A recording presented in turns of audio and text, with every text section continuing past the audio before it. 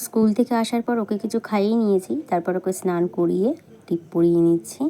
তা সানডে সাসপেন্সটা আমি আমার দাদার কাছেই শোনা শিখেছি। যখন ও ফার্স্ট সানডে সাসপেন্স শুনতো তখন আমি ওকে বলতাম, তুই এখানে কী শুনিস দা, তোর ভালো লাগে? তখন আমার দাদা বলেছিল, তুই একবার শোন বোন, দেখবি তোরও ভালো লাগবে। তো সত্যি কথা, তারপর থেকে আমি সানডে সাসপেন্স শুনতে এত আমার ভালো লাগে কি বলবো। তো আমাদের আজকে মাছের ঝোল হয়েছে, এদিকে বেগুনের ঝাল সর্ষে দিয়ে, আর এইখানে উচ্ছে ভাজা, ডাল, আর এখন একটু ঢ্যাঁড়স ভেজে নেবো। তা একদিকে ভাতও বসিয়ে দিয়েছি।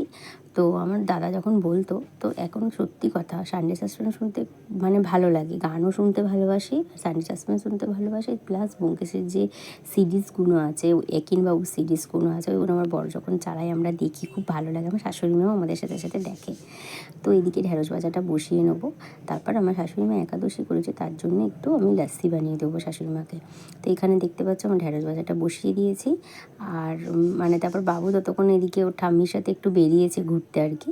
তো এইদিকে আমার শাশুড়ি মায়ের জন্য বানিয়ে দিচ্ছি। আমার শাশুড়ি মা আমার বর দুজনেই লাস্সি খেতে ভালোবাসে। আমি আবার লাস্সিটা না অত খেতে ভালোবাসি না। মানে দুধের শুধু চাটাই খাই, দই, তারপর হচ্ছে মিষ্টি দই, টক দই আমি কোনোটাই খেতে পারি না। আর এমনি শুধু দুধও আমি খেতে পারি না, আমার আবার অতটা ভালো লাগে না। তো ওদের দুজনের জন্যই লাস্সিটা বানিয়েছিলাম, এই যে আমার বর আর আমার শাশুড়ি মায়ের জন্য। তো সবাই খুব ভালো থাকবে, সুস্থ থাকবে, আবার একটা নেক্সট ভিডিওতে দেখা হবে। বাই।